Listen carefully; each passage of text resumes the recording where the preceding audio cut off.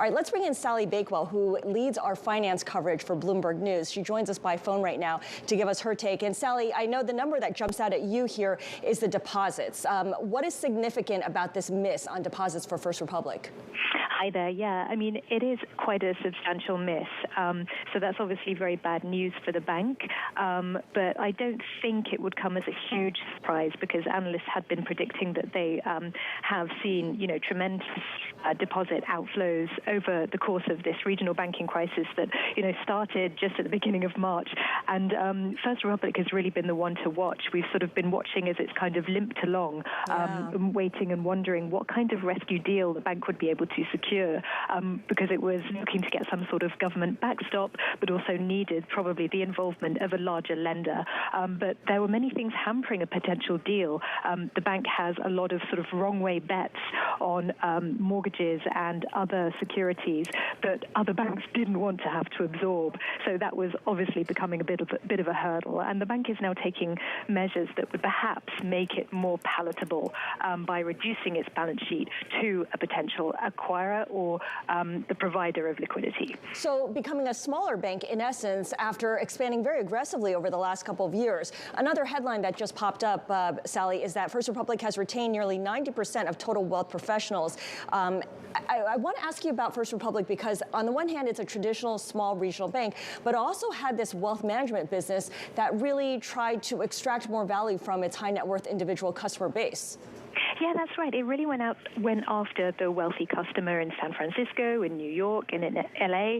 We had that fantastic story about how it targeted interest-only mortgages for a lot of these customers, which really came back to bite it because, of course, they weren't paying the principal on that debt for some 10 years or another longer period of time under those agreements, and so it really catered to the wealthier classes, which became a little bit of a problem when things all went south.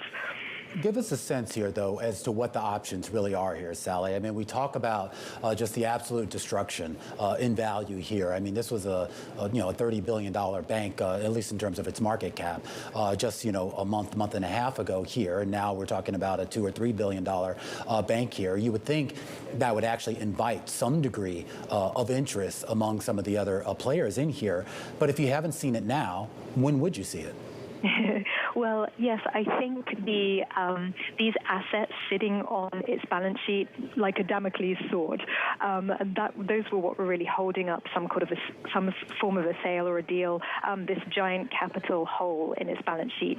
So really, I think it's all about reducing that to smooth a path for a deal, and that might make it more palatable for a much bigger bank or a much bigger investor to come along and potentially take all of them, or for a group of banks to perhaps club together.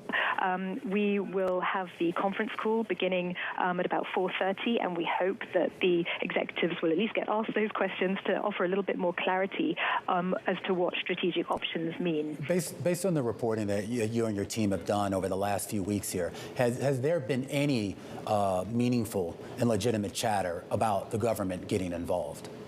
We knew that the government had extended some of its backstops in a way almost entirely so that First Republic would have a bit more of a lifeline, a bit more time to continue operating, because of course it didn't want this bank to close, because that would show that the $30 billion, if you remember that the 11 banks clubbed together and injected this $30 billion into the bank, and its own public government backstops, it would show that those had failed, and that was the last thing the government wants. So it has extended lifelines to the bank so that it could keep on operating, so that they could find a solution.